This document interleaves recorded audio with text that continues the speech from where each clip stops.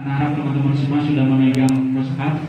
Minimal kalau nggak bawa mushaf, bukalah HP yang memang ada artinya ya.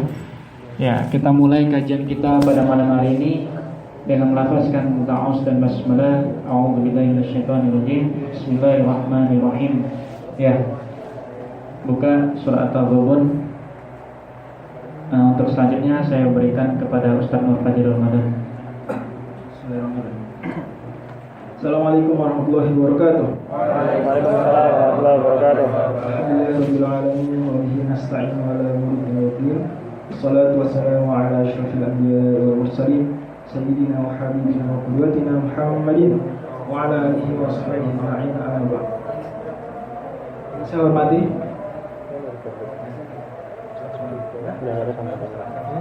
Ustaz Sugeng, Ustaz Hasan, Ustaz Sulaiman. Assalamualaikum warahmatullahi wabarakatuh. Mudah-mudahan Allah Subhanahu wa taala berkahi ilmu mereka. Saudara-saudaranya siapa? Saudara Sumiati, saudara Tia, saudara Atika, saudara Atika. Mudah-mudahan Allah Subhanahu wa taala terus limpahkan keberkahannya buat mereka bertiga. Saya hormati juga Bang Rizan, selaku Ketua TS 5 Masyarakat Quran Foundation. Kita sekarang juga di hadapan teman-teman semua yang luar biasa, yang semoga Allah Subhanahu wa taala selalu memberikan mereka keistiqomahan untuk membersamai kitab sucinya sekalipun sudah mau lulus, sudah mau wisuda di KFN ya. Semoga mereka tahsin, benar-benar tahsin dan benar-benar smart ya. Tahfidz, benar-benar tahfidz ya. Dan sekarang kita tadabbur. Nah, ini praktek nyatanya. Tolong dibuka surat At-Taghabun surat yang ke-64. Dan referensi saya dalam hal ini tentu saja kitab Tafsir Marah Labid karya Syekh Nawawi Al-Bantani. Semoga Allah merahmati beliau, ulama Nusantara. Juga Tafsir Al-Azhar karya Profesor Buya Hamka. Semoga Allah merahmati beliau. Dan Tafsir Al-Hafidz Mukatsir rahimahullah ta'ala, dan Tafsir Al-Baghawi, Tafsir lain dan beberapa tafsir sudah saya baca sebelumnya. Alhamdulillah. Surat At-Taghabun surat surat ke-64 di juz yang ke-28. Surat ke-64 di juz yang ke-28. Tolong nih satu orang baca suratnya. Bang Rizan baca. Baca sampai 4. أعوذ بالله من الشيطان الرجيم بسم الله الرحمن الرحيم يسبح لله ما في السماوات وما في الأرض له الملك وله الحمد وهو على كل شيء قدير هو الذي خلقكم فمنكم كافر ومنكم مؤمن والله بما تعملون بصير خلق السماوات والأرض بالحق وصوركم فأحسن صوركم خلق السماوات والأرض بالحق وصوركم فأحسن صوركم وإليه المصير يعلم ما في السماوات والأرض ويعلم ما تسرون وما تعلنون والله عليم بذات الصدور. Bismillahirrahmanirrahim. Allah Subhanahu wa taala berfirman, ya yusabbihu lillahi ma fis samawati wa ma fil ardh. Dan ini satu di antara surat-surat yang diawali dengan tasbih ya. Cukup banyak surat yang diawali dengan tasbih. Paling pertama adalah surat Al-Isra, subhanalladzi asra bi 'abdihi. Terus lama-lama nanti ada sabbahallahi ma fis samawati, surat apa tuh? Surat Al-Hadid dulu ya, Al-Hadid. Subhanallahi ma fis samawati wal ardh. Surat apa lagi ada tasbihnya? Depannya. Ya, sebelum Al-Jumu'ah. Sebelumnya lagi mana? Al-Hasyr. Subhanallahi ma fis samawati wa ma fil ardh. Surat apa lagi? As-Saff. Subhanallahi ma fis samawati wa ma fil ardh. Apa lagi? Al-Jumu'ah. Al-Jumu'ah yusabbihu lillahi ma fis samawati wa ma fil ardh. Terus surat ini. Ada lagi enggak nanti? Nanti sabbih isma rabbikal a'la. Dan itu sesuai dengan wazan tasrif ya, sabbaha yusabbihu tasbih, sabbih ya gitu ya. Kalau di ada yayasan gitu di Depok itu fi'il amr dulu, sabbaha yusabbihu sabbih. Ya, Kayak gitu cara tasrifnya mereka. Jadi itulah surat-surat disebutnya suar at-tasbih. Surat-surat yang diawali dengan apa? Tasbih. Dan tadi saya sempat berhenti sejenak setelah ayat pertama surat Al-A'la. Itu karena Nabi SAW berhenti sejenak di ayat tersebut untuk memberi kesempatan kepada jamaah mengatakan apa? Subhana Rabbiyal A'la.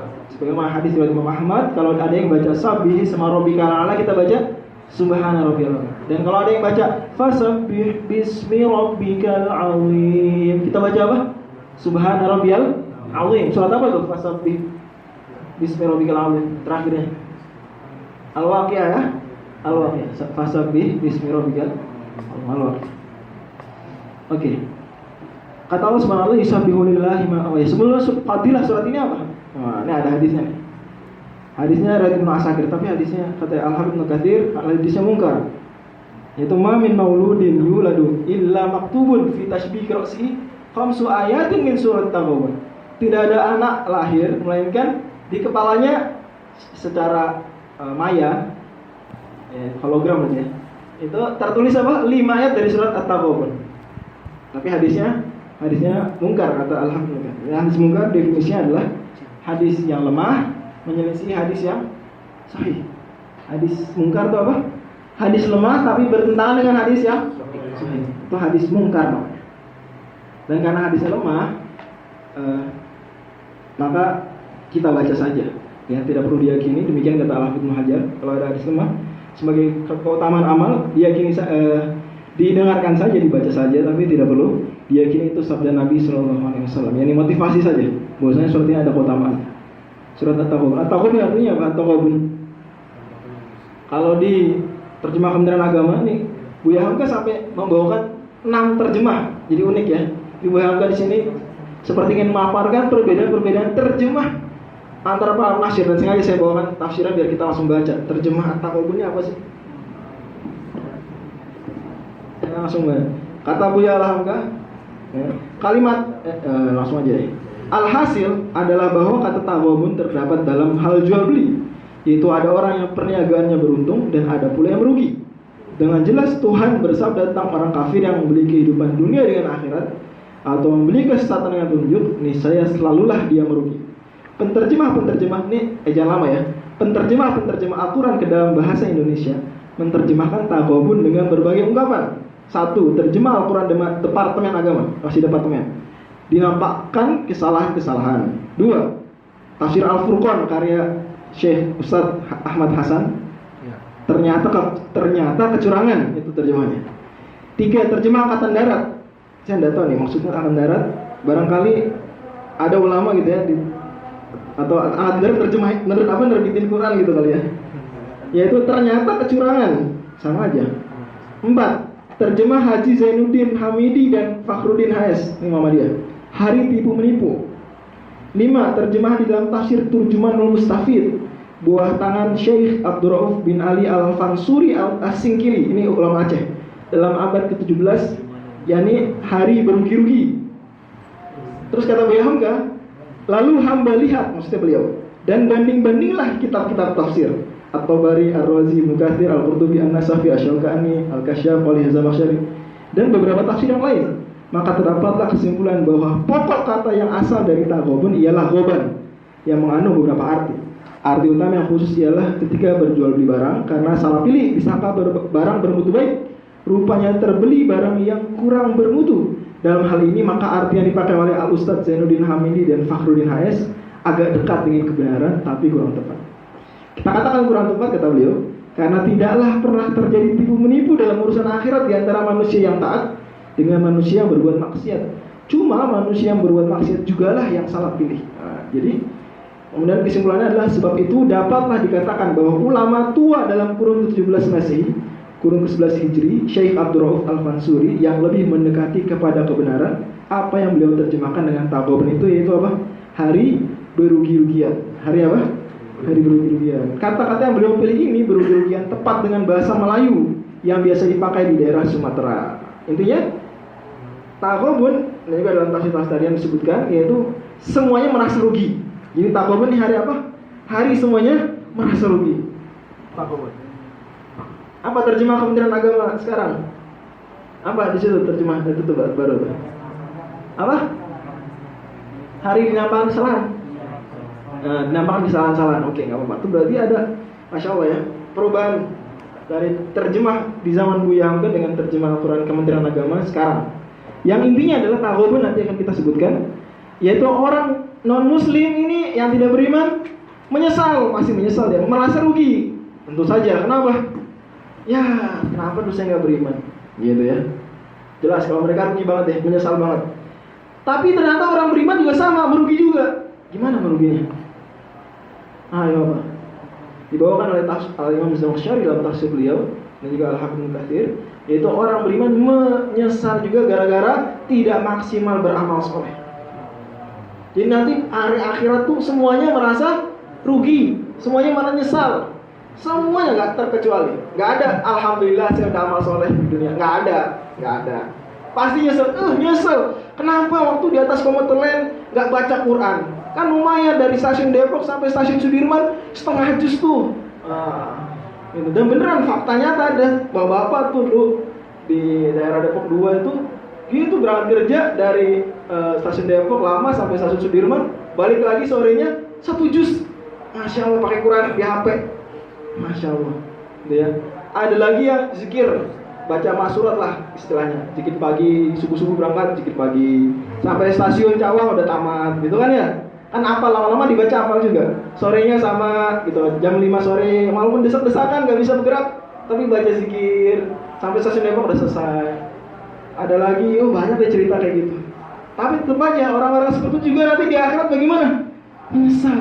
Kenapa nggak saya dari kecil ya kayak gitu? Menyesal kan? Yang dari kecil dia nyesal juga. Kenapa ya nggak dari 7 tahun?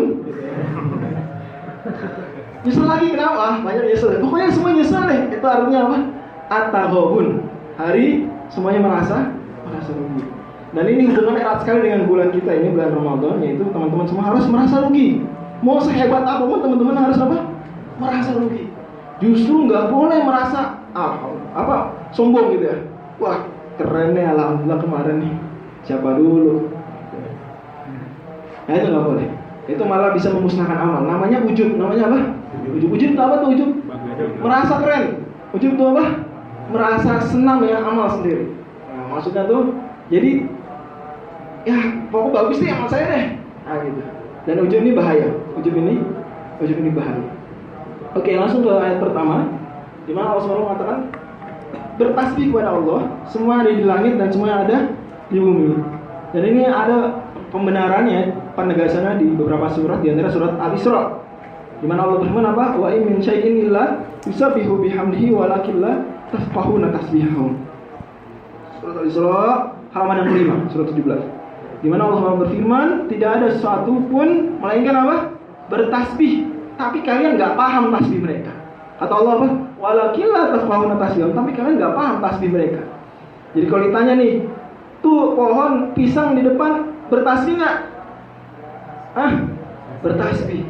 Itu kucing di depan bertasbih nggak? Bertasbih. Gimana bertasbih? Mana tasbihnya? Walakin la tafqahuna tasbihahum. Tapi kalian apa? Tidak paham tasbih mereka.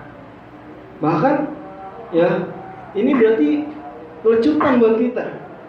Benda-benda seperti itu bertasbih. Lah kita di atas motor bengong. Harusnya di atas motor ngapain? Bertasbih. Nabrak gak kalau bertasbih di atas motor? Gak nabrak. Kalau meninggal kecelakaan suul khotimah apa husnul khotimah? Husnul khotimah. Di atas bikun bisa gak bertasbih? Bisa. Nungguin bikun, nungguin Grab, nungguin Gojek bisa gak bertasbih? Bisa. Nungguin loading bisa nggak bertasbih? Bisa nggak? Bisa.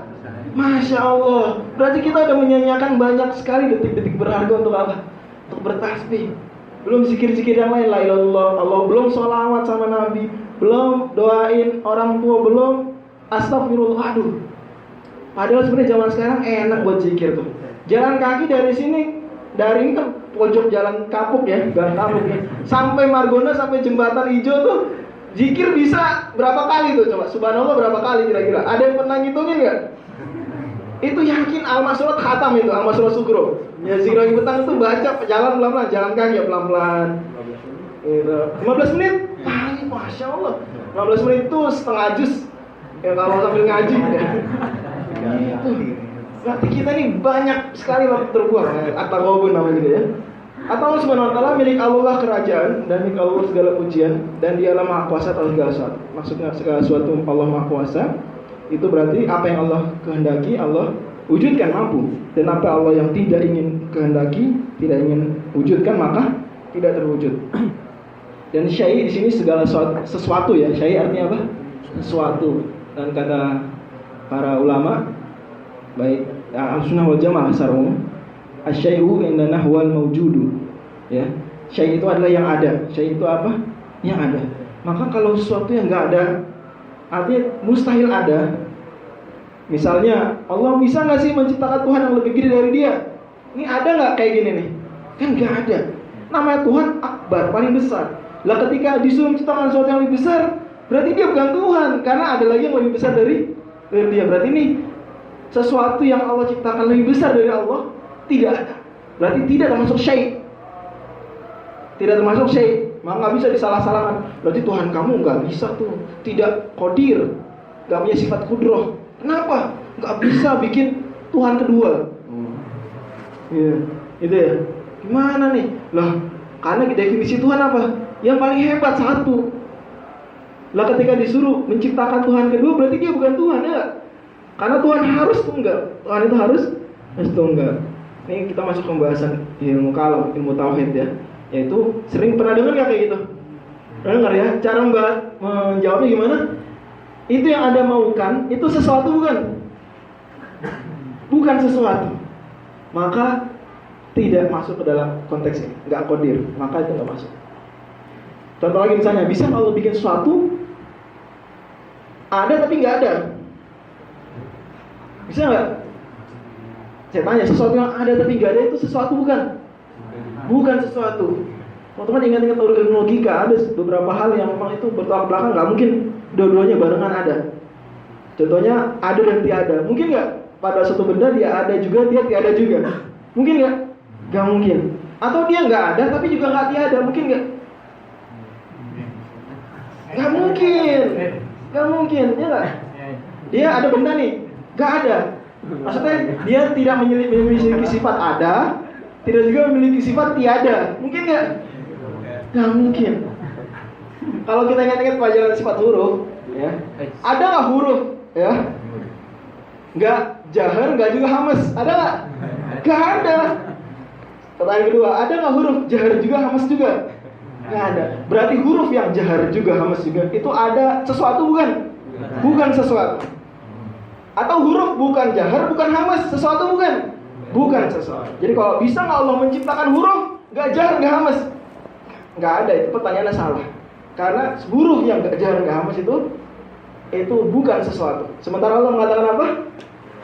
Wa huwa ala kulli syai' sesuatu qadir. Oke, mudah-mudahan bisa dipahami ya. Bisa gak? Bisa dipahami ya. Kata Allah Subhanahu wa taala, dialah yang Allah yang telah menciptakan kalian, maka di antara kalian ada yang beriman, di antara kalian ada yang tidak beriman. Faminkum kafirun, di antara kalian ada yang tidak beriman, ada yang juga yang beriman. Dan Allah Subhanahu wa taala Maha melihat atas perbuatan kalian. Ini pertanyaan berikutnya. Ini gimana Allah menciptakan ada orang nggak beriman? Gimana nih? Gimana nih? Mungkin nggak ada orang Allah ciptakan orang nggak beriman? Gimana nih? Allah gimana nih ciptain orang nggak beriman? Gimana? Wah, itu kembali ke konteks tadi, wa ala kulli syai'in qadir. Allah tuh gini, menghendaki hamba, ya, ada kehendak ideal, ya, ada kehendak realitas, ada kehendak idealis betul ya, dan ada kehendak realistis, kurang lebih. Atau istilah bahasa Arab itu ada iradah syar'iyah, kehendak yang memang secara agama itulah yang Allah kehendaki, dan ada iradah kauniyah, kehendak yang Allah subhanahu wa ta'ala kehendaki untuk diwujudkan. Bisa dipahami nih? Ada dua iradah. Iradah pertama iradah apa? Iradah syar'iyah, kehendak idealistis. Idealnya seperti itu. Oke, secara agama misalnya apa? Contohnya kehendak syariah. Semuanya orang Ramadan ngaji, semua orang Ramadan puasa.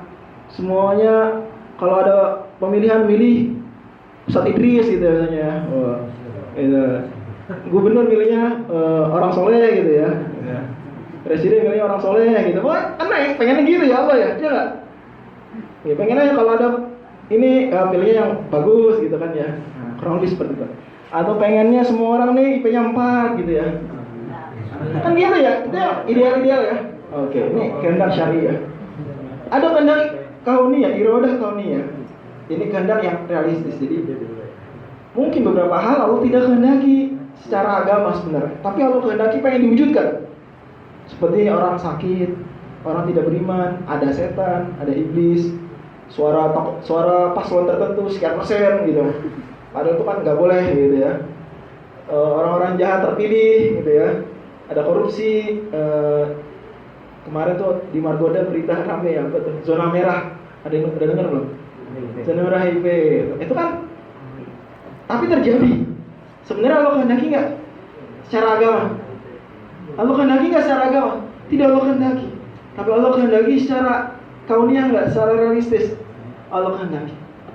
Dan teman-teman harus paham seperti itu. Jadi tidak semua yang Allah kehendaki secara agama Allah wujudkan. Allah kehendaki untuk diwujudkan. Tidak semua. Contohnya Allah pengen orang beriman semua. Pengen lah. Kalau orang di Quran isinya tauhid semua, nyuruh tauhid. Tapi Allah pengen di dunia ini ada orang yang beriman. Sengaja memang. Maka ini tidak menyalahi kehendak pertama. Masing-masing udah ada zonanya. Sebaliknya Allah SWT menghendaki orang supaya menunaikan zakat. Ternyata orang-orang menunaikan zakat. Berarti ini double. Iradah syariah juga, iradah kauniyah juga.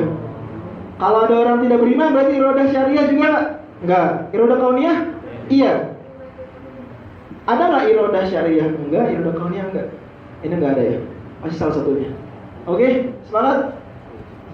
Semangat ya. Nah itu. Jadi kenapa Allah menciptakan orang kafir? Gara-garanya apa? Allah menghendaki. Dan Allah kalau menghendaki segala sesuatu pasti ada hikmahnya nggak? Pasti. Yakin pasti. Kalau kamu riset nggak dapat hikmahnya, gimana tuh kesimpulannya? Hipotesis kamu bikin riset, pasti ada hikmahnya. Ternyata dari riset nggak ada hikmahnya, gimana dong? Kesimpulannya apa? Kesimpulannya apa? Tidak ada hikmah apa? Saya belum tahu hikmahnya. Saya belum tahu hikmahnya. Mudah-mudahan ada peneliti berikutnya. Saran-saran peneliti ya. Saya harapkan ya saran-sarannya. Mudah-mudahan ada peneliti berikutnya yang lebih pintar dari saya mendapatkan hikmah. Gitu ya. Ini tolong nih, terutama nanti mungkin riset pengaruh masyarakat memilih murabahah untuk membeli rumah secara syar'i ya terhadap kemajuan ekonomi bangsa misalnya, apalah gitu ya. Gimana tuh? Ya. Atau tingkat kepuasan nasabah bank syariah itu dibandingkan ya, perbandingan studi komparasi antara kepuasan nasabah bank syariah dengan kepuasan nasabah bank konven misalnya. Hipotesis kita, puas bank syariah misalnya. Ternyata kesimpulannya, kok gini ya? Gimana nih? Ya karena mas skripsi harus jujur aja ya. Ya udah. Tapi enggak, Albani enggak boleh bilang berarti bank syariah tidak bawa dampak positif apa-apa bagi bangsa. Saran saya tidak perlulah ada bank syariah. Karena itu bertentangan dengan nilai-nilai kebinekaan. Gimana? Itu jangan gitu. Harusnya gimana? Dengan ini saya ya masih gimana? Mudah-mudahan nanti saya kalau master dapatlah jawabannya gitu ya. Kalau nanti kalau PhD mungkin ketemu jawabannya. Wallahu a'lam bishawab. Gitu. Harus seperti itu sikap kita terhadap semua syariat agama ya. Gak boleh nih ada studi anak hukum, studi penerapan hukum syariat di Nangguru Aceh Darussalam di Provinsi Aceh terhadap penurunan tingkat kriminalitas. Ternyata hipotesisnya kan menurun gitu ya. Kok ternyata gimana nih? Aduh jujur gak ya? Jangan kesimpulannya kayak tadi, berarti tidak ada hubungannya antara penerapan syariat atau tidak. Lebih baik tidak harus ada penerapan syariat karena menimbulkan disintegrasi bangsa. Gitu ya. Karena ini gitu ya. Beda-beda syariat harus dibatalkan. Maka ini seperti itu kan ya. Nah, jangan gitu. Harusnya gimana? Bangsa Indonesia sudah mengusahakan penerapan syariat. Namun apa boleh buat? Masih banyak kekurangan di sana dan di sini. Mudah-mudahan dengan terus dimasukkan nilai-nilai syariat ke dalam undang-undangan akan semakin banyak hikmah-hikmah Allah yang muncul. Semakin banyak dampak positif. Gitu ya. Jelas ini? Jelas ya? Nah, saya ulang-ulang di situ soalnya penting. Lanjut. Gitu ya. Oke. Kata Allah SWT ayat ketiga, Allah menciptakan langit dan bumi. dengan benar, dengan hikmah, atau Syekh kata Al Ibnu Katsir bil adli wal hikmah, dengan keadilan dan kebijaksanaan. Dan Allah membuat rupa kalian, wasawwarakum, membuat rupa kalian, fa ahsana suwarakum, dan membaguskan suara gambar-gambar kalian, wajah-wajah kalian. Berarti kalau ditanya nih yang di belakang, yang depan saya ganteng-ganteng nih. Jawabannya apa? Ganteng-ganteng. Yang di sebelah kanan saya seberang sana cantik-cantik enggak? Cantik-cantik. Ciptaan Allah cantik-cantik enggak? Ganteng-ganteng enggak? Gitu ya. Cuma kadang selera kita beda-beda. Itu aja sebenarnya. Dalilnya apa? Wasawwarakum fa ahsana suwarakum. Laqad khalaqnal insana fi ahsani taqwim, gitu ya. Wa ilaihil masih, dan tapi ingat kalian jangan cuma sibuk ganteng-ganteng, cantik-cantik. Jangan lupa beramal saleh. Wa ilaihil masir, kepada Allah lah kalian akan kembali. Allah mengetahui semua yang di langit dan di bumi, dan mengetahui apa yang kalian sembunyikan dan yang kalian tampakkan. Dan Allah Maha mengetahui apa yang ada di dalam dada. Ini berarti pelajaran buat kita di bulan Ramadan ini harus muraqabah. Harus apa? Muraqabah. Kita bisa muraqabah puasa. Kalau masuk kamar mandi bisa nggak minum es? Bisa nggak? Bisa ya. Kalau ke kampus ya pakai masker lah gitu ya. Kalau pakai masker, akhwat pakai masker gitu misalnya. Pakai akhwat pakai jilbab ya. Kita pernah dapat contohnya gini, ada akhwat makan di kantin. Kok kamu makan? Dapat. Kok kamu minum? Lagi M. Kayak gitu ya. Padahal enggak sebenarnya. Tapi enggak ada kan orang kayak gitu, ada enggak? Ya, insyaallah enggak ada lah, player IKM. Itu berarti muraqabah ya enggak? Muraqabah. Lah ini pelajaran buat kita, bosnya muraqabah tuh gampang. Muraqabah tuh gampang, tidak sesulit yang kita bayangkan. Harusnya bisa. Muraqabah nanti teman-teman kalau sudah lulus kuliah nih, dapat jabatan kerja nih, jangan sampai apa? Korupsi, ya enggak? Itu. Kemudian lagi apa ya? KKN ke tempat jauh, muraqabah. Ada godaan, muraqabah. Harusnya bisa ya. Bisa menahan makan, harusnya bisa juga menahan hal-hal yang lain. Merasa apa? Muraqabah itu apa sih muraqabah? Merasa diawasi sama Allah Subhanahu wa taala. Ini karena kenapa? Allah Maha mengetahui apa yang ada di dalam dada. Yang di dada aja Allah tahu, apalagi yang ditampakkan. Lanjut Bang, Rizal ayat 56. Sampai ayat 10. Yuk. 5. أعوذ بالله من الشيطان الرجيم ألم يأتكم نبأ الذين كفروا من قبل فذاقوا وبال أمرهم ولهم عذاب أليم ذلك بأنه كانت تأتيهم ذلك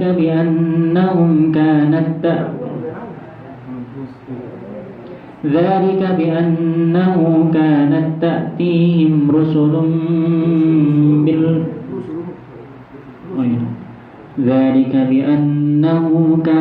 تأتيهم رسلهم بالبينات فقالوا أبشر يهدوننا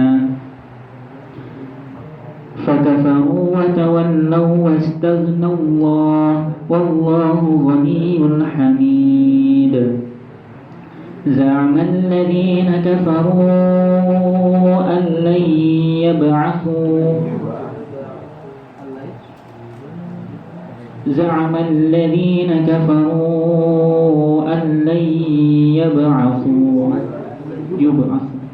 زعم الذين كفروا أن لن يبعثوا قل بلى وربي لتبعثن ثم لتنبؤن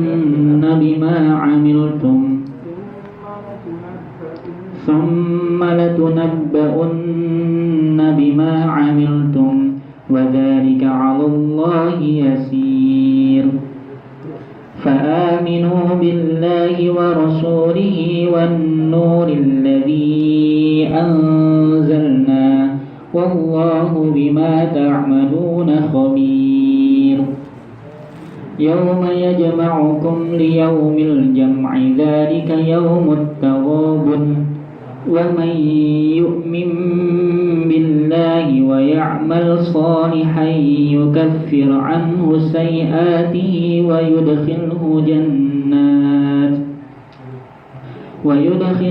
جنات تجري من تحتها الأنهار خالدين فيها أبدا ذلك الفوز العظيم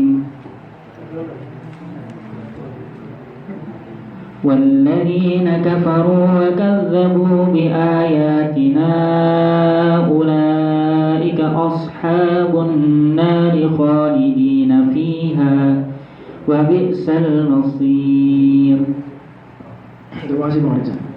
Allah Subhanahu wa taala ayat kelima, belumkah datang kepada kalian cerita tentang orang-orang yang tidak beriman sebelumnya? Seperti apa misalnya orang tidak beriman sebelumnya Allah ceritakan? Fir'aun, apalagi? Ad, Tsamud, kaum Nabi Nuh, banyak ya.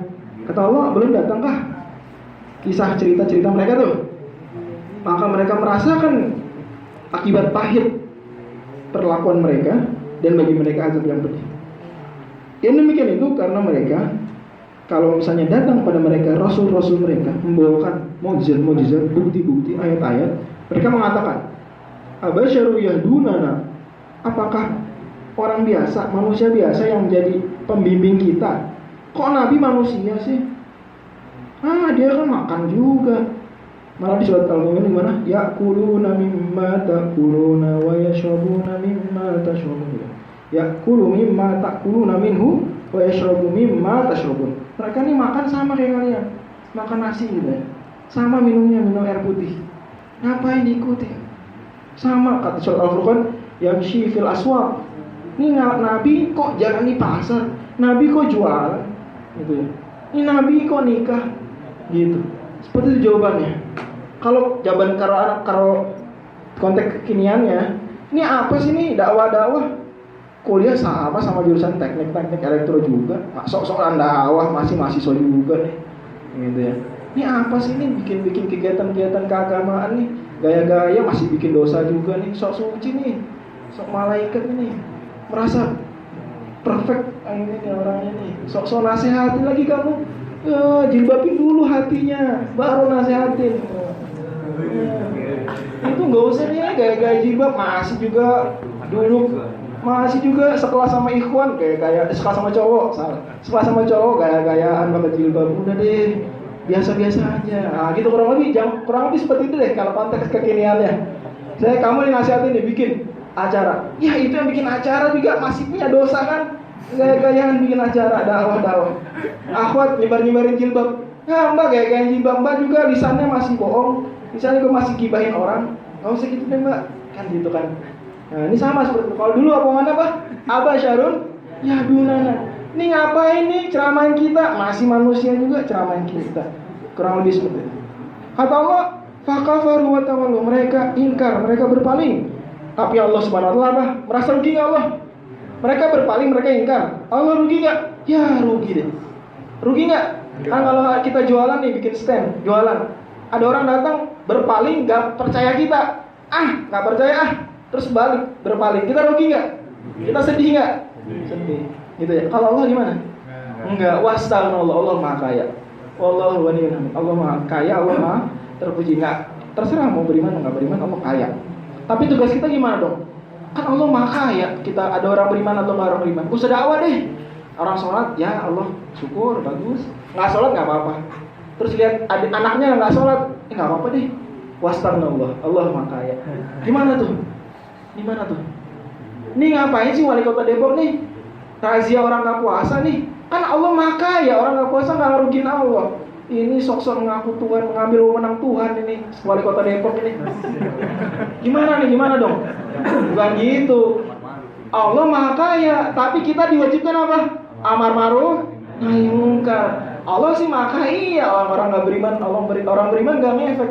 Tapi kita yang ngefek. Kalau wali kota Depok ini acara-acara maksiat di bulan Ramadan masih jalan, orang makan enak-enak aja nggak ditegur, rumah makan dibuka nggak pakai tirai, gitu ya. Ini nanti wali kota Depok ditanya sama Allah, Kiai Idris, itu gimana masyarakat di kota kamu? Ya, nggak dilarang ini untuk menutup tempat hiburan. Ah gitu kan ya? Nah gitu. Jadi beda. Allah maha kaya, tapi kita diwajibkan apa? Amar ma'ruf. Nah ini nanti Pak Ketua RT berapa nih? RT 2 nih ditanya, itu gimana ada orang mabok-mabokan di RT kamu diemin aja. Kan Allah engkau maha kaya, mereka mabok juga nggak apa-apa. Nggak gitu. Allah nggak apa-apa, tapi kalian yang berdosa karena tidak amar ma'ruf, tidak nahi. Tolong dibedakan ya. Ini bahaya nih. Oke. Lanjut ayat ke-7. Kata Allah Subhanahu wa taala, orang-orang tidak beriman berkeyakinan, mengklaim apa? Allah yub'ats, mereka tidak akan dibangkitkan lagi. Jadi kata mereka, ngapain beramal soleh? Nanti juga kita meninggal dunia nggak ada apa-apa. RIP udah selesai, nggak ada apa-apa. Kan gitu ya? Apalagi orang musyrik dulu nggak percaya ada kehidupan setelah kematian, kata mereka, ya udah mati aja, nggak ada lagi. Gitu. Ngapain takut bikin dosa? Udah mati aja, selesai. Gitu ya. Makanya kalau udah banyak dosa bunuh diri deh. Ada sebagian keyakinan seperti itu nggak? Iya nggak? Iya, merasa bersalah bunuh diri karena merasa tidak ada lagi permintaan pertanggungjawaban nanti. Tapi nggak benar kayak gitu. Kata Allah, "Qul bala wa rabbi latub'atsun." Katakan wahai Nabi, demi Tuhanku, latub'atsun, kalian akan dibangkitkan semua. Dan keyakinan terhadap kebangkitan ini keyakinan penting dalam agama kita, bahkan termasuk rukun iman yang berapa? Yang keberapa rukun iman yang berapa? Kebangkitan. 5. Masuk rukun iman yang berapa?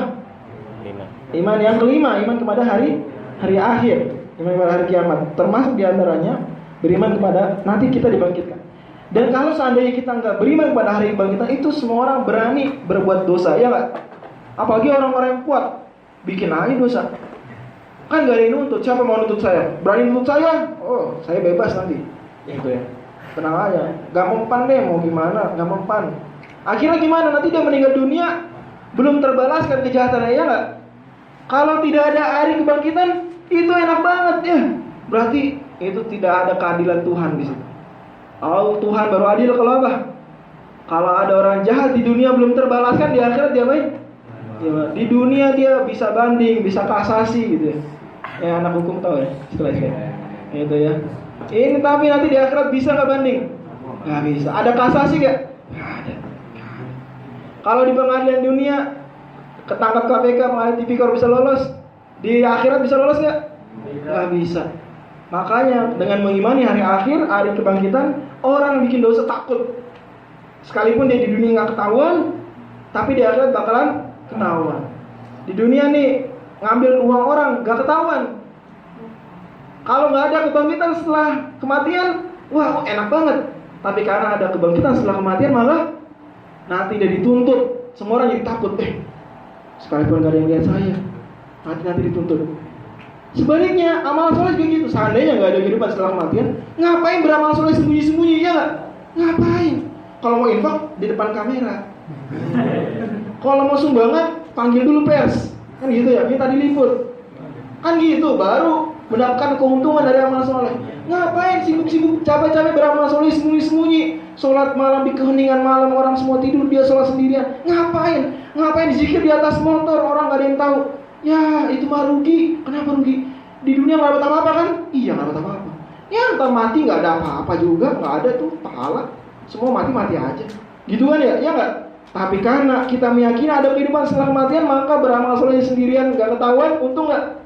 Untung, malah lebih besar pahalanya, ya gak? Seperti itu. Dan ini berhubungan dengan puasa. Puasa kita harus yakin, sesembunyi-sembunyinya kita beramal soleh pasti akan ada banyak balasannya setelah kematian. Meskipun orang gak ada yang tahu. Sebaliknya kalau kita berbuat jahat, selama sembunyi-sembunyi, yakin di akhirat nanti gak bakalan lolos. Lanjut nih. Lanjut. Atau Allah Subhanahu wa taala, kalian akan diminta pertanggungjawabkan dengan amal kalian, dan itu mudah sekali buat Allah. Maka berimanlah kalian kepada Allah, pada Rasulnya, dan kepada cahaya yang kami turunkan. Pertanyaan saya, apa nih cahayanya? Wan nuril ladzi anzalna. Apa tuh cahayanya? Al-Quran. Berarti ini nama dia nama-nama Al-Quran apa? An-Nur. Lanjut. Dan Allah Subhanahu wa taala Maha teliti atas apa yang kalian perbuat. Ingatlah pada hari ketika Allah mengumpulkan kalian pada hari mahsyar, ini hari orang berkumpul semua. Itulah hari Taghabun. Taghabun tadi sudah saya jelasin artinya ya. Jadi kalau orang sudah dihitung amalnya, semuanya merasa merugi. Yang iman rugi karena gak maksimal, yang gak beriman apalagi. Allah Subhanahu wa taala, barang siapa beriman pada Allah, beramal soleh, akan Allah hapuskan dosa-dosanya Dan Allah masukkan ke dalam surga yang mengalir di dalamnya sungai-sungai, mereka kekal di dalamnya selama-lamanya. Itulah kemenangan yang luar biasa. Adapun orang-orang yang tidak beriman dan mendustakan ayat-ayat kami, maka mereka lah penghuni neraka, kekal di dalamnya, dan mereka atau neraka itulah seburuk-buruknya tempat kembali. Lanjut ayat 11 sampai ayat ayat bawah 18. Ya, baris ya. 11. Di bawah, 11 sampai bawah terakhir. 16. Hadir bacanya, hadir. ما أصاب من مصيبة إلا بإذن الله ومن يؤمن بالله يهتد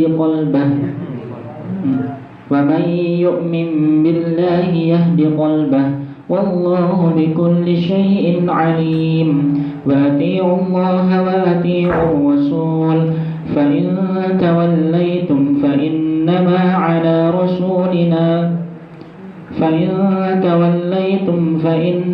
على رسولنا البلاغ المبين الله لا إله إلا هو وعلى الله فليتوكل المؤمنون يا أيها الذين آمنوا إن من أزواجكم وأولادكم عدوا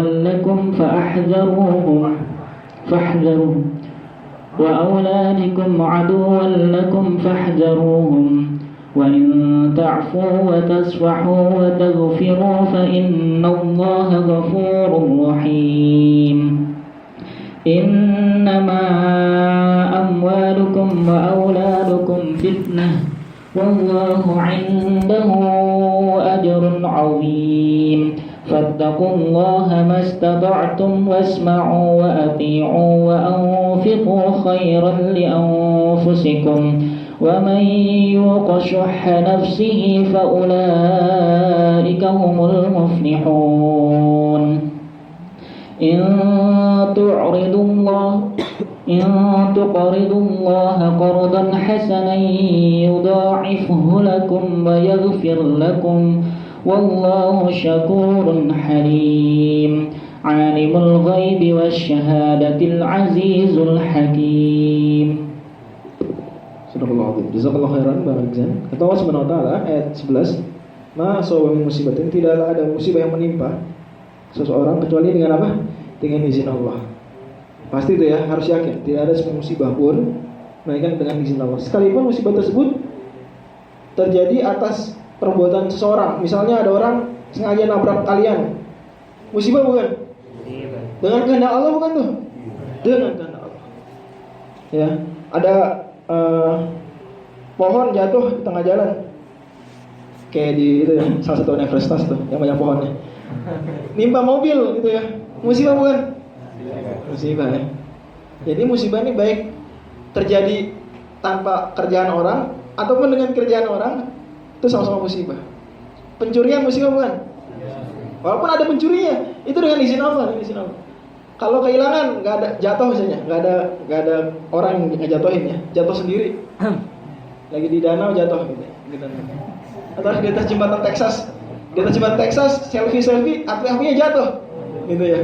Wah, musibah bukan? Dengan izin Allah.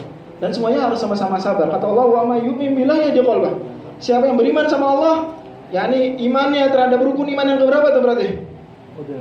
Yang keberapa? Yang keenam. Itu imannya kuat, akan Allah berikan hidayah buat dia. Gimana caranya? Kata Rasulullah SAW, ajaban li amril mu'min. Sungguh menakjubkan perkara seorang mukmin. Hadis riwayat Muslim. Inna amrahu kullahu khair. Sungguh semua urusan dia baik. Kenapa? In asobahu sarra syakara fakana khair. Kalau dia dapat yang enak-enak, dia bersyukur. Bagus enggak buat dia? Bagus. Wa in asobat dara sabar fakana khair. Kalau ditimpa yang enggak enak, dia ngapain? Bersabar. Bagus enggak buat dia? Bagus. Nah, itu. Harus seperti itu. Jadi semua yang menimpa manusia itu semuanya kalau disikapi dengan sikap yang positif, maka hasilnya pasti yang terbaik. Nah, gitu. Oke. Belum lagi tadi udah kita yakini bahwasanya semua itu adalah dari Allah Subhanahu wa taala.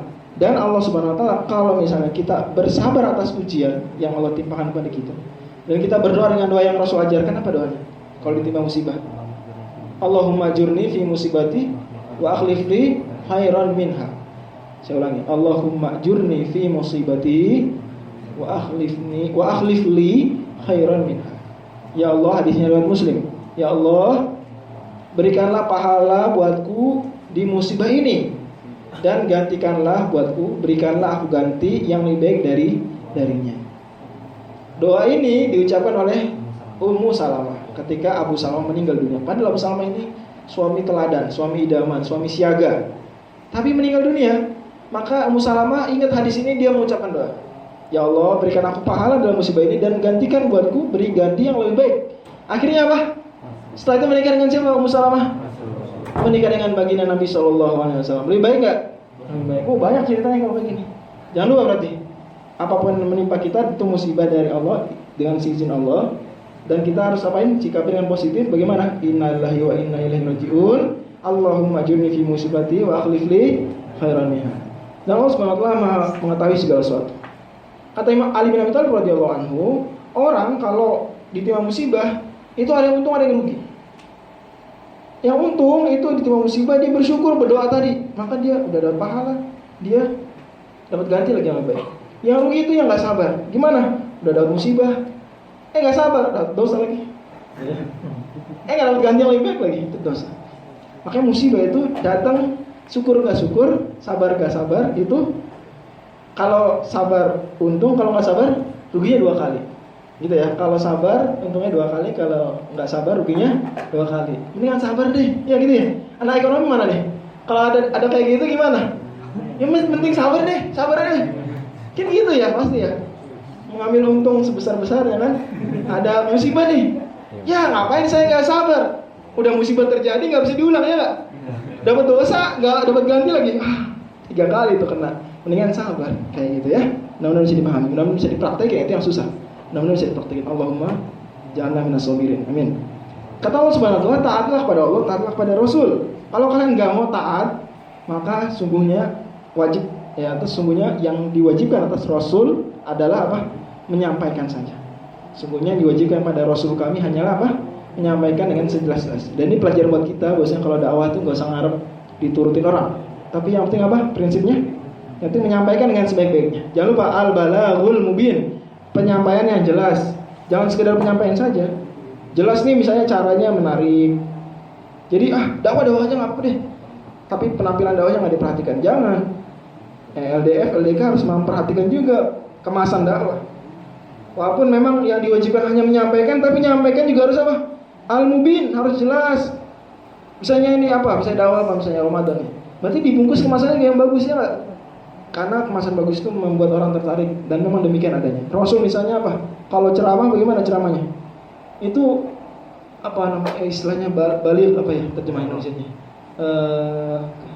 Kata-katanya keren, menusuk. Ya.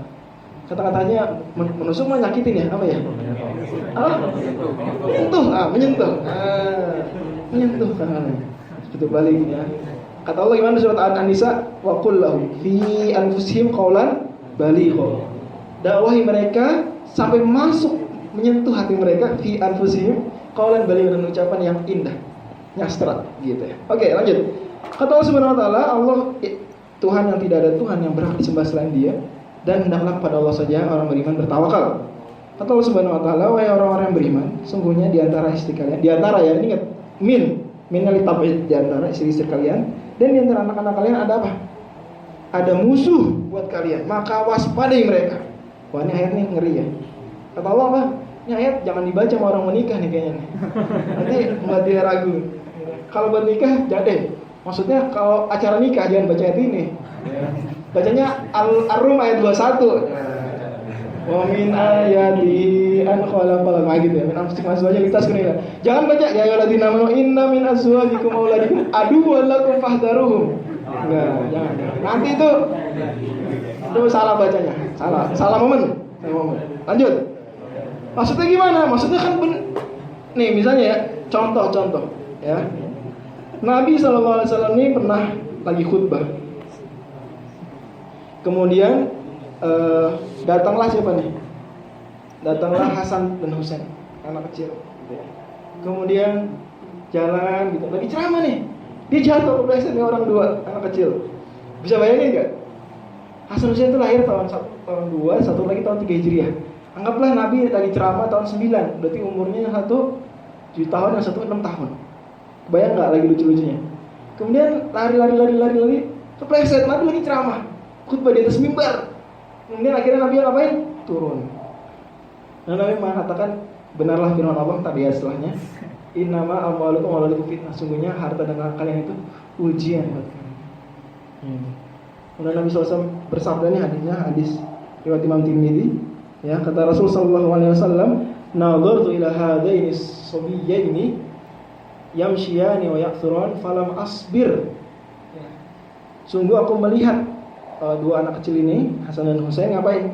Jalan dan kepleset. Maka aku tidak sabar, falam asbir hatta qata'tul khutbah, sampai aku memutus ceramah. Kayak gitu. Sampai-sampai apa? Nabi saja memutus ceramah gara-gara anak. Ada lagi kasus yang misalnya ada pejabat itu, soleh banget. Cuma istrinya ngapain? Tiap hari kalau tetangganya punya rumah udah dibagusin gitu dicat, dia minta ngapain? Minta dicat juga rumahnya. Dan tetangganya beli mobil Agya, dia minta juga Sigra. Apa sih saingannya Agya? Ailan ya. Tetangganya beli Fortuner, dia minta apa? Pajero. Akhirnya gimana? Pejabatnya udah soleh nih. Kalau ditawarin gratifikasi nggak nerima. Dikirimin parcel ditolak. Udah abang Gojek bawa parcel. Enggak. Kamu ini zona integritas. Tidak menerima pungli ya. Enggak. Pokoknya gitu deh. Tapi istrinya gimana nih di rumah? Dia di kantor udah soleh, tapi di rumahnya, bang gimana sih abang? Jabatan doang tinggi-tinggi. Tetangga beli Fortuner, abang nggak punya, masih aja naik Revolvit gitu ya. Jabatan doang, gaya-gaya tinggi-tinggi, masih juga miskin gitu ya. Ayo dong, itu tangga udah beli perhiasan 2 kilogram buat dipakai di anting gitu. Anting 2 kilogram. Mama juga mau gitu kan, kurang seperti itu. Ini berarti apa? Inna min azwajikum wa apa? Adu walakum fahdharuhum. Tentu. Apalagi biasanya kalau istri pertama sih enggak, kalau istri kesekian itu biasanya kayak gitu tuh. Hati-hati makanya nih ya. Sering seperti itu. Waspada nih. Anak juga sama, ya. Oke, lanjut. Kadang gitu, dan itu benar kata para ulama juga seperti itu ya. Seringkali iman seorang itu kuat, cuma kalau udah sama perempuan, walaupun istrinya itu melemah. Ya, melemah. Karena godaan mereka itu innaka idakunna awin. Lanjut. Kata Allah Subhanahu wa taala, tapi kalau kalian maafkan mereka, kalian maklumi perbuatan mereka, kalian berikan ampunan, maka semua Allah juga Maha Pengampun lagi Maha Pengasih. Jadi kalau istri gimana, kalau anak gimana, ya dimaafin gitu ya, biasalah. Ini prakteknya harus betul perjuangan, gitu ya. Dan seperti itu adanya, teman-teman semuanya harus mengingat-ingat hal ini. Kemudian kata Allah Subhanahu wa taala, sungguhnya anak-anak kalian dan harta-harta kalian adalah apa? Fitnah ini maksudnya apa nih? Ini anak nuduh bapaknya, bapak mencuri ya? Fitnah, bukan gitu. Fitnah itu apa fitnah? Soalnya dulu gitu, kalau kecil kita ada yang nuduh, kamu nih fitnah lebih kejam daripada pembunuhan. Enggak, kamu fitnah orang, bukan gitu ya. Tapi fitnah itu di sini maksudnya. Fitnah banyak artinya. Imam Suyuti dalam hal itu kan misalnya membawakan 14 arti fitnah. Yang maksudnya di sini yang cocok dengan ayat ini adalah ujian. Adalah apa? Ujian. Wah, seperti fitnah bukan? Fitnah. Ujian. Tapi kalau fitnah lebih kejam dari pembunuhan, itu fitnah di situ artinya apa? Apa? Kemusyrikan. Apa? Kemusyrikan. Jadi ada konteksnya. Lanjut. Dan Allah Subhanahu wa taala di sisinya lah pahala yang besar. Maka bertakwalah pada Allah semampu kalian. Fattaqullaha mastata'tum. Pertanyaan saya, ini gimana nih ayat ini dengan ayat yang terkenal surat 3 ayat 102. Allah berfirman apa? Ya ayyuhalladzina amanu ittaqullaha haqqa tuqatih. Gimana dong? Di situ katanya takwalah kalian dengan takwa yang maksimal. Ayat ini bertakwalah kalian pada Allah semampunya aja deh. Gimana dong? Gimana nih? Yang benar yang mana? Ini dulu benar ya. Gak ada yang dibohongin sama surat apa Ali Imran ayat 102, nggak ada ya. Ada ya. Yang ada apa yang ada? Yang ada dua-duanya benar. Dan ulama dalam hal ini ada dua pihak. Yang pertama mengatakan dua ayat ini semuanya muhkam, tidak mansukh. Artinya ayat surat 3, 102 oke, sampai sekarang masih berlaku. Surat 64 ayat berapa tadi? Ayat 16 ini masih juga berlaku juga. Jadi taqwa tuqati itu maksudnya apa? Mastata'tum. Jadi semampu kalian itu maksimalnya itu semampu kalian. Sama aja, enggak bertentangan. Ini pendapat sebagian kecil ahli tafsir. Yaitu dua-dua ayat ini bagaimana tidak ada yang tidak dinasakh. Kenapa mayoritas ulama itu ayat yang barusan kita baca ini menasakh. Ya, ayat yang surat 3 ayat 102, surat Al-Imran 102, yaitu berarti hak tuqati, takwa yang maksimal itu dikasih keringanan sama Allah. Jadinya apa? Mastata'tum. Jadi mastata'tum. Hak tuqati menjadi mastata'tum. Dan ini dibawakan di sini. Bahwasanya tatkala turun ayat hak tuqati, takwalah dengan takwa yang maksimal, maka para sahabat sedih. Gitu. Maka turunlah ayat Allah Subhanahu wa taala yang barusan meringankan kaum muslimin. Kata Al-Hafidz Ibnu Katsir, fanasakhatil ayatal ula. Ayat ini menasakh ayat yang pertama. Maksudnya surat 64 ayat 16 menasakh ayat surat 3 ayat 102. Dan enak nih ngafalnya. 64 16. Berarti 64 ini dari 4 ya, 16 ya. Ini masih ingat enggak? Pasti ingat lah. 4 kuadrat berapa? 16. 4 kubik 64. Ingat tidak? 64 16. Yaitu fatakullaha mastata'tum. Berarti mastata'tum menasakh haqqo. Jelas ya? Makanya dalam hadis juga seperti itu. Rasul bersabda dalam Arba'in Nawawiyah, "Idza amartukum bi syai'in fa'tu minhu mastata'tum." Kalau kalian aku perintah dengan sesuatu, maka lakukan semampu kalian. Jadi bukan maksimal itu maksudnya apa? Semampu kalian. Lanjut ya. Atau subhanahu wa ta'ala, takwalah semampu kalian. Tapi semampu ini enggak bisa dibohongin ya.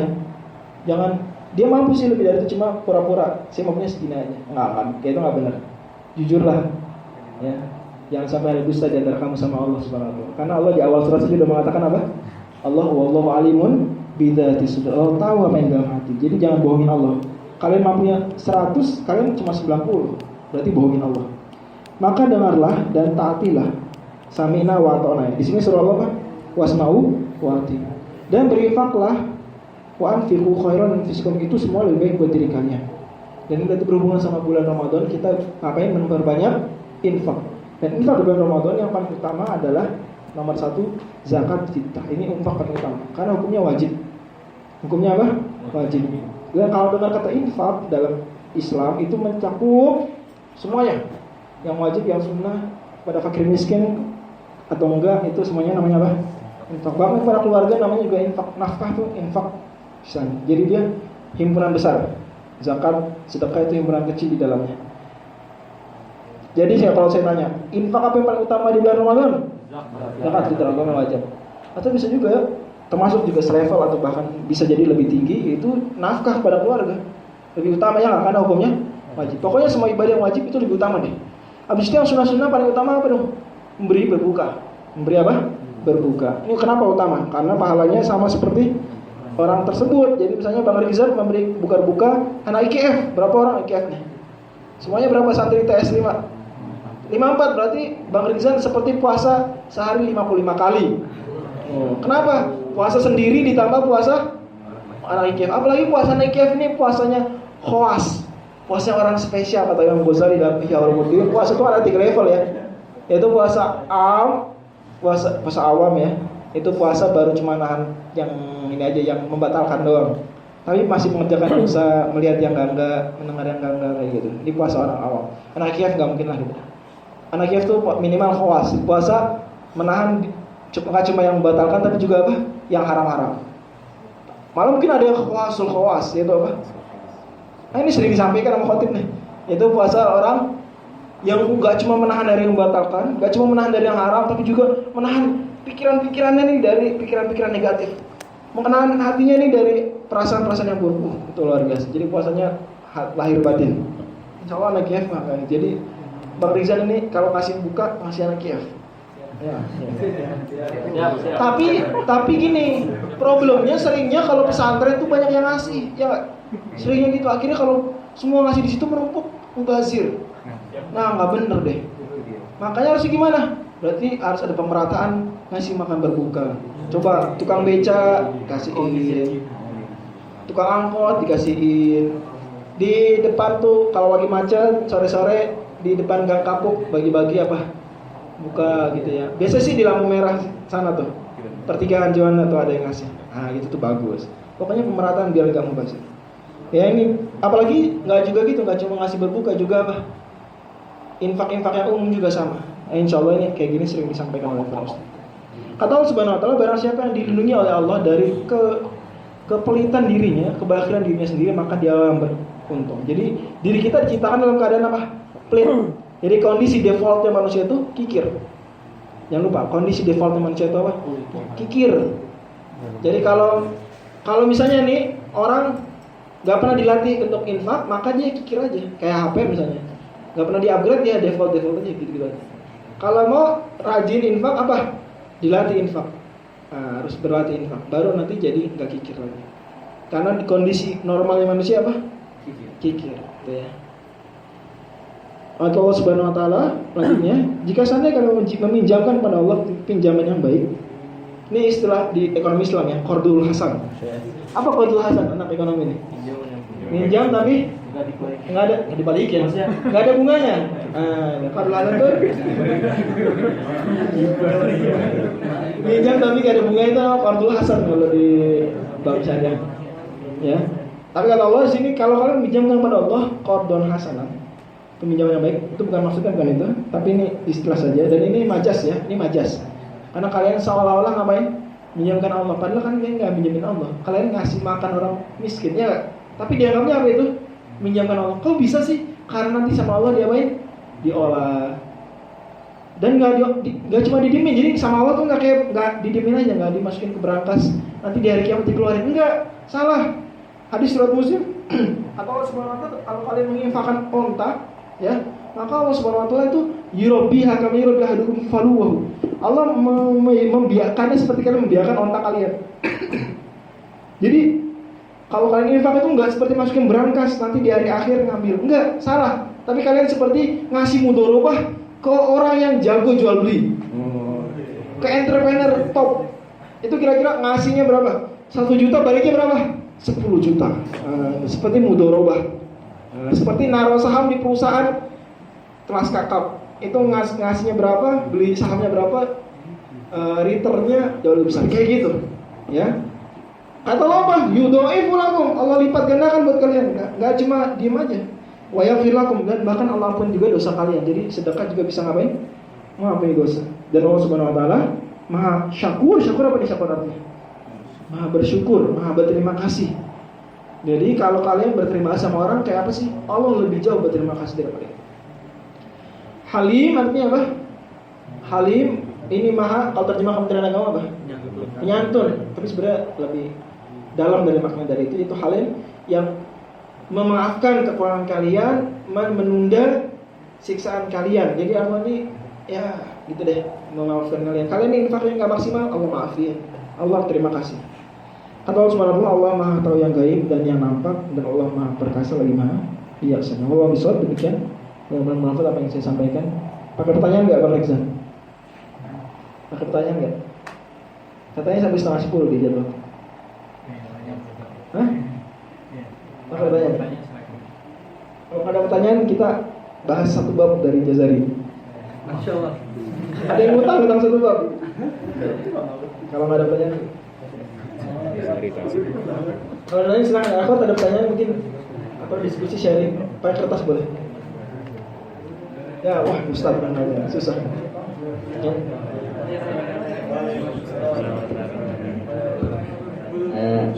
Pertanyaan tentang tarawih, Ustaz. Barangkali tadi yang sholat witir dan sebagainya, dan sunnah-sunnah ketika sholat tarawih, mohon disampaikan doa dan sebagainya.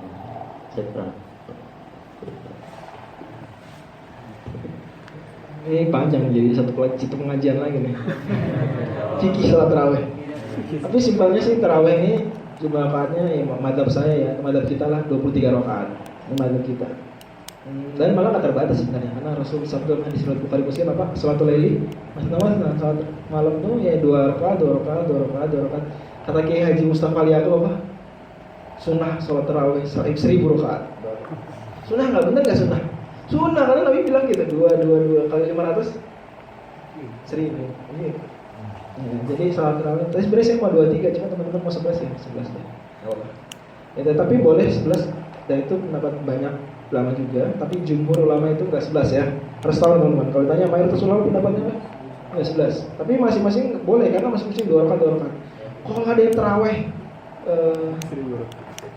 36 rakaat, 39 nanti plus witirnya atau 51 misalnya. Ingat 51 bukan itu. Itu boleh banget. Ya, boleh, terserah. Itu dari rakaat jadi bebas. Kemudian dari sisi pelaksanaannya 2 rakaat. Jadi pendapat harus ulama. Tapi tetap sah orang yang mengerjakan yang 4 rakaat langsung tetap sah. Ya kita nggak bilang nggak sah, tapi sah cuma menyelisih yang utama. Ya, jadi kalau ada yang sholat 4 itu menyelisih yang lebih utama. Tapi sah. Ya, karena seperti sholat zuhur, sunnah zuhur sebelum zuhur itu juga boleh 4 rakaat langsung, boleh. Kemudian apa lagi? Doanya yang jelas dari Nabi SAW itu doa setelah witir, itu ada hadisnya. Tapi dianjurkan doa juga di antara rakaat tersebut, dianjurkan berdoa, dianjurkan berzikir. Jadi jangan bengong ya, jangan buka WhatsApp. Kalau bagus tilawah antar tarawih itu. Kalau nggak apa, doa, zikir, sholawat sama Nabi, doain para sahabat seperti itu. Kayak gitu. Tapi kalau yang doa dari Nabinya sendiri, ya langsung riwayatnya itu doa setelah apa? Subhanallahil Qudus itu dianjurkan untuk dikeraskan. Nabi SAW mengeraskan Subhanallahil Qudus, lebih keras lagi yang ketiga. Kemudian sebelum bersuruna wa malaikati, warahmana doa lagi Allahumma inna na'udzubika min biridhoka min sakhatik wa bi mu'afatika min uqbatik wa a'udzubika minka la usitana 'alaik anta kama asnaita 'ala nafsik. Dan tolong dilihat atau googling lah doa setelah witir. Kemudian juga dianjurkan malam tarawih ini boleh sebelum witir, boleh sebelum tarawih, belum boleh setelah tarawih, lebih bagus setelah tarawih ya, biar nggak lupa, yaitu meniatkan apa? Puasa. Niatkan puasa. Nawa itu soma qadi anadai fadillahi salatin Allah Ta'ala. Dan mazhab mayoritas ulama termasuk mazhab kita disunahkan untuk dilafalkan. Disunahkan untuk apa? Dilafalkan. Jadi melafalkan niat hukumnya apa? Mandu. Sunnah menurut mazhab kita dan mazhab mayoritas ulama. Walaupun ya kalau ada yang mau tidak melafalkan tidak mengapa. Misalnya mazhab Imam Malik mengatakan melafalkan niat hukumnya makruh. Boleh, enggak apa-apa.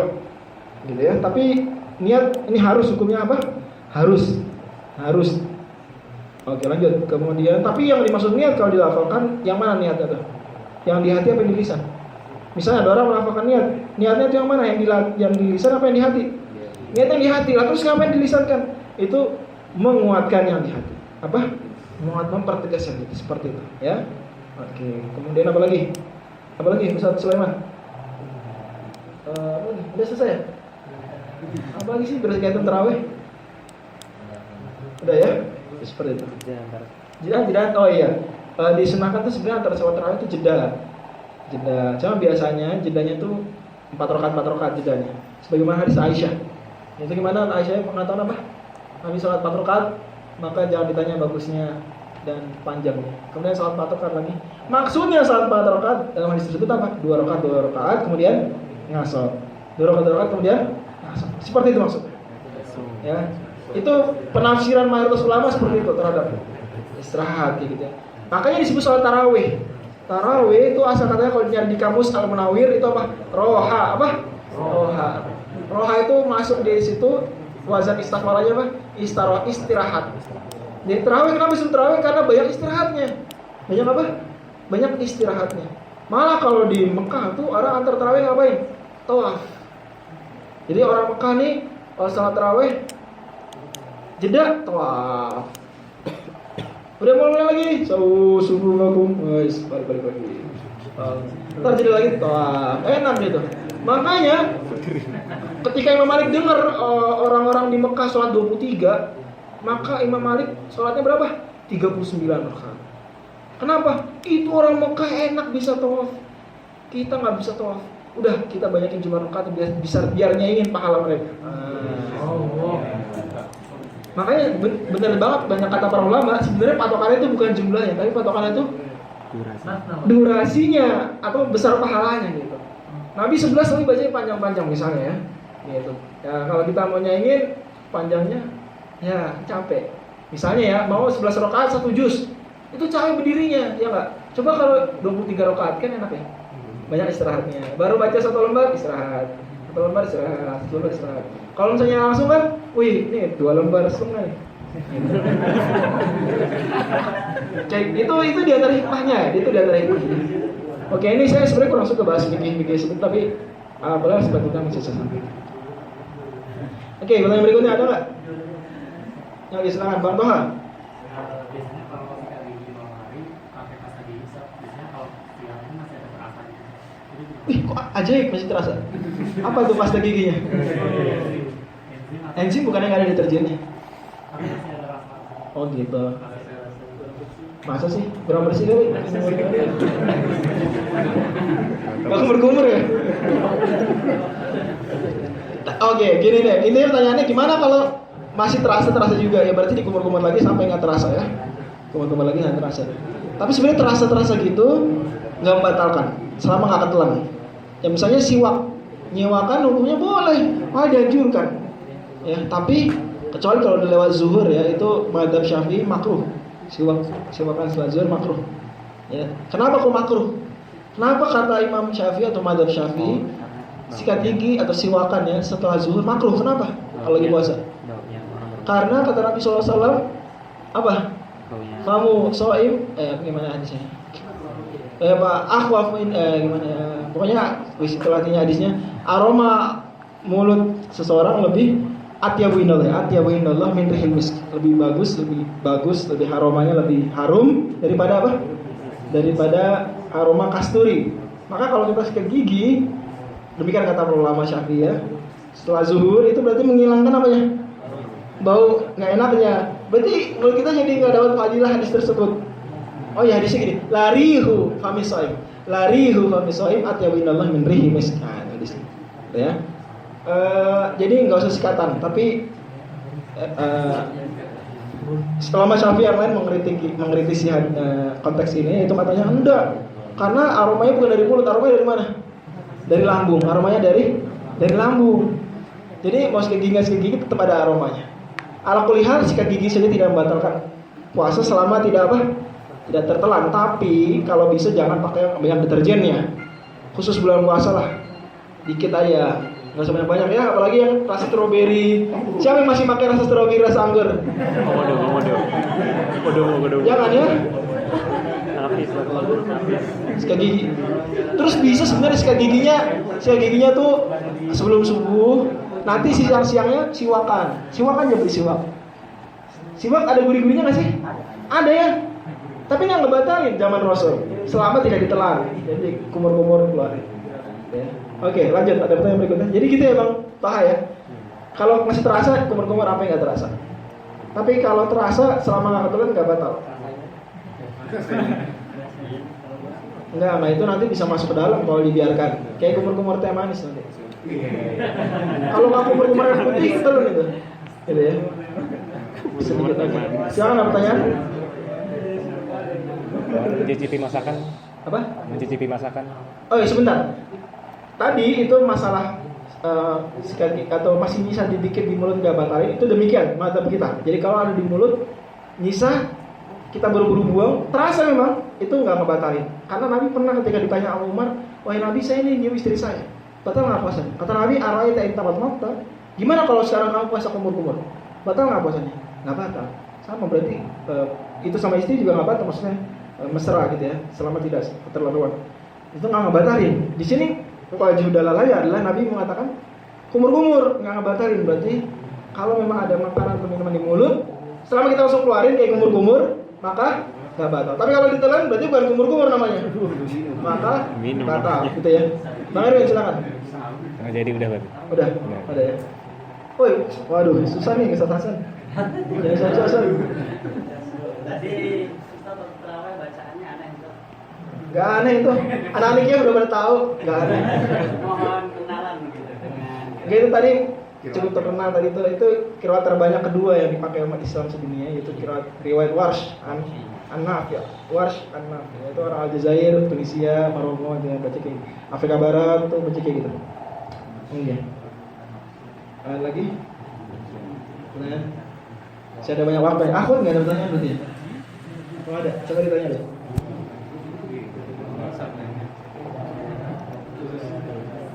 Silakan, ada pertanyaan? Oh iya. Kalau nggak ada pertanyaan seperti janji saya, kita bahas Jazari dikit, yaitu bab terakhir atau bab sebelum terakhir, sebelum menutup. 2 bait aja ya, 2 bait aja. Itu bait 104 dan 105. Babul waqfi ala awakhiril kalim. Bab waqaf di akhir kalimat atau di akhir baca. Kata Ibnu Jazari rahimahullah taala, wa hadiril waqfa bi kullil harakah illa idza untafa ba'dul harakah illa bi fatin aw bi nasbin wa ashim isyaratan li dhammi wa raf'in wa dham. Ya, kata Ibnu Jazari rahimahullah taala, dan waspadailah ya waqaf dengan harokat full. Jadi nggak boleh. Gimana maksudnya? Misalnya huruf terakhirnya fathah, maka nggak boleh full harokat. Iya karena budu gimana tadi? Ihdinas siratal mustaqima, ini nggak boleh. Ihdinas siratal mustaqima nggak boleh. Kenapa? Karena dia waqaf dengan apa? Harokat huruf terakhir full, nggak boleh. Atau apa misalnya? Iya karena budu, iya karena sta'inu, nggak boleh. Qul a'udzu birabbin nasi, nggak boleh. Waqaf gitu nggak boleh. Karena dia waqaf dengan apa? Harokat penuh. Kasroh yang dikasrohin, domain didomain, fathah dipathahin. Secara utuh ini nggak boleh. Karena waqaf ada 3 cara. Yang pertama waqaf biasa, waqaf mainstream, namanya istilahnya iskan. Apa istilahnya? Iskan atau sukun, boleh, dua-duanya boleh. Cuma istilah Imam Syatibi iskan. Itu waqaf huruf terakhir dimatiin. Huruf terakhir diapain? Dan ini waqaf mainstream, mungkin teman-teman nggak tahu cara waqaf kecuali itu. Yaitu ihdinas siratal mustaqima, baca gimana? Ihdinas siratal mustaqim, huruf terakhir disukunin. Ya karena budaya nasta'inu, baca gimana? Nasta'in, huruf terakhir disukunin. Qul a'udzu birabbin nasi, nas. Dan ini sebenarnya 1 dari 3 cara waqaf. Ini waqaf mainstream. Cara kedua adalah kata Jazari apa? Waqaf illa idza rumta rumah tajwid. Illa idza rumta fa ba'dul harakah. Kecuali kalau kamu raum ini cara waqaf kedua. Apa tuh? Raum berarti masih ingat gak raum ketika kita baca la ta'manuna? Yaitu membaca harokat tapi nggak full, cuma 33%. Ini yang kata Syekh Aiman Suhaib. Sepertiganya aja. Itu gimana? Kalau di surat Yusuf ayat surat 12 ayat 11 gimana? Qalu ya abana ma laka la ta'manuna ala Yusuf wa inna lahu lanasihun. Ini raum. Ma laka la ta'manuna ala Yusuf wa inna lahu lanasihun. Kalau Ismam gimana? Ma laka la ta'manna ala Yusuf. Kayak gitu ya. Rom berarti kita sudah dapat gambaran, yaitu Rom apa? Membaca huruf tapi sedikit aja, soalnya pelan aja, belum cepat. Maka di sama, ila idza rumta fa ba'dul harakah. Maka kalau Rom nggak apa-apa, tapi sebagian harokat. Dan Rom hanya untuk apa? Untuk huruf yang berharokat, akhirannya kasroh atau kasrotain, domah atau domatain. Soalnya yang bisa di Rom hanyalah apa? Yang kasroh atau kasrotain, domah atau domatain. Contohnya Qul a'udzu birabbin nas. Boleh. Malikin nas. Boleh. Iyyaka na'budu wa iyyaka nasta'in. Boleh. Dan kaidahnya kaidah wasal. Kaidahnya kaidah apa? Kaidah wasal. Artinya tidak ada mad arif disukun, tidak ada. Seolah-olah itu kalian sedang wasal. Nasta'in, 2 harokat. Enggak boleh. Nasta'in, enggak boleh. Nasta'inu. Ini namanya apa? Rom. Cari huruf ayat yang belakangnya domah atau domatain, kasroh atau kasrotain. Qul a'udzu birabbil falaq. Bukan falaki, tapi falaqi. Dikit. Kata ya Imam Syatibi, warungka isma'ul muharraki waqifan bi sautin khafiyyin kulladanin sanawala. Rom itu suara pelan saja, yang dengar cuma yang dekat. Boleh, tapi harokatnya harus apa belakangnya? Doma. Qul huwallahu ahad. Allahus samad. Lam yalid wa lam yulad. Ini enggak bisa, sukun. Wa lam yakul lahu kufuwan ahad. Boleh. Apalagi misalnya? Tabbat yada abi lahabin wa tab. Bisa enggak? Enggak bisa. Kenapa? Harokat akhirnya apa? Fathah. Enggak boleh. Enggak boleh. Ya. Ma aghna malu makasab apa? Fathah juga enggak boleh. Sayaslana dzata lahabi. Boleh. Jadi kalau bin dibacanya bi. Kalau dun dibacanya apa? Du, dikit. Ini namanya apa nih? Raum. Bolehnya untuk harokat selain sukun dan selain fathah ta'i. Jadi dia doma atau doma ta'i, kasrah atau cara harokat yang ketiga adalah apa kira-kira? Ismam. Kata Ghazali, wa asyim dan ismamkanlah. Ya. Isyaratan dengan isyarat saja. Bidom wa rafin wa dom. Ya. Yaitu pada huruf yang huruf atau pada kata yang terakhirnya adalah doma atau domatain. Jadi kapan ismam? Kalau terakhirnya harokatnya apa?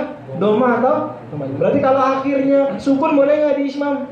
Tidak boleh. Kalau akhirnya fathah boleh nggak di ismam? Tidak boleh. Kalau akhirnya fathatain boleh nggak di ismam? Tidak boleh. Kalau akhirnya kasrah boleh nggak di ismam? Tidak boleh. Kalau akhirnya kasrotain boleh nggak di ismam? Tidak boleh. Yang boleh apa? Doma atau domatain saja. Gimana ismam? Ismam itu isyarat saja. Akhwat berarti nggak bakalan lihat, isyarat saja dan tidak ada suaranya, cuma isyarat mulut, lip sync berarti apa? Lip sync, ya. Iyyaka na'budu wa iyyaka nasta'in. Qul huwallahu ahad. Ahad. Gitu ya. Jadi apa namanya? Sukunin dulu kemudian. Jadi dia sukunin tapi habis itu ngapain? Mulutnya menguncup. Mencucu kalau kata orang Jawa. Mencucu. Bener nggak? Bener ya mencucu ya? Menguncup. Apa misalnya huruf terakhirnya dhammah? Misalnya ayat surat apa? Jarang sih. Ya gitu dah. Kalau misalnya ketemu dhammah. Tadi misalnya Allah ini. Wallahu bikulli syai'in alim. Kan alimun ya? Alim. Oke, gitu ya. Jelas sampai sini? Oke. Itulah bab terakhir pembahasan apa madar. Jadi setelah itu penutupan. Dah. Selesai. Sekarang ada pertanyaan masih 5 menit lagi nih. Oke, silakan. Assalamualaikum warahmatullahi wabarakatuh. Waalaikumsalam. Warahmatullahi wabarakatuh. Ada dua pertanyaan Ustaz. Ya, Yang pertama itu yang ismam. Tadi saya masih belum terlalu jelas. Ismam itu berlaku untuk doma atau doma sama domaten. Iya. Nah, terus yang pertanyaan kedua, yang raun ismam itu apakah berlaku untuk semua riwayatan atau jalur ataukah ada khusus gitu tertentu? Ini aja Ustaz. Oke. Pertanyaan pertama, raum ini untuk apa? Untuk domah atau domaten saja, sebagaimana kata Jazari, ya. Isyaratun bidhammi fi rafin wa dham. Jadi kamu mau nyanyi mulut, kalau harokat akhirnya apa? Domah, tempat tujuannya domaten, gitu ya. Dan itu semua qiraat. Raum 3 cara wakaf tadi semua qiraat, semuanya bisa. Enggak, bahkan kita juga bisa. Jadi kalau mau raum bisa. Cuma ya gimana gitu ya. Tapi ya kalau sama IKF sama-sama tahu lah. Sama-sama tahu jadi nggak masalah. Tapi kalau di masyarakat mungkin agak gimana gitu ya. Janganlah, biasa-biasa aja yang mainstream. Itu hikmah dalam berdakwah ya. Gak semua yang kita tahu harus kita praktekkan, enggak di depan masyarakat. Kalau praktekin di kamar sendiri aja. Misalnya sholat pakai sendal, sunnah apa enggak? Sunnah hukumnya ya. Tapi kalau praktekin di masjid biasa aja nggak boleh, haram banget ada orang. Kalau mau sholat di rumah pakai sendal. Kenapa kalau di rumah nggak pakai sendal? Kalau di masjid orang bawa sendal. Di rumah enak, nggak ada apa-apa. Gitu ya, sama seperti itu. Ini juga sama. Kita praktekin kalau ngaji sendiri, kalau sama anak-anak IKF, sama anak-anak santri yang sama-sama tahu. Qiraat juga sama kayak tadi misalnya. Ya itu kalau di IKF aja, kalau di masjid Al-Furqan enggak pernah saya di masjid Al-Furqan pakai qiraat macam-macam. Kalau di main pesantren mana gitu. Itu hikmah dalam berdakwah seperti itu ya. Gak semua yang kita tahu harus kita praktekkan dalam masyarakat. Walaupun itu sunnah, Ya, seperti itu adanya. Oke, jelas? Oke, kemudian tadi saya kurang menekankan, rom itu kaidahnya kaidah apa? Wasol. Kalau ismam kaidahnya kaidah waqaf. Saya ulangi. Ini kaidah Mas nih, harus diingetin. Kalau rom seolah-olah ada wasol, kalau ismam seolah-olah ada waqaf. Makanya dikol-kolahin Allah. Terus ada tadi iya karena boleh kena stain panjang 6 harokat bisa. Kenapa? Karena dia seolah waqaf. Oke, ada pertanyaan lagi? Masih 2 menit. Ini aku betul Bang Rizal, nggak ada pertanyaan ya? Oke, alhamdulillah. Nggak ada nih.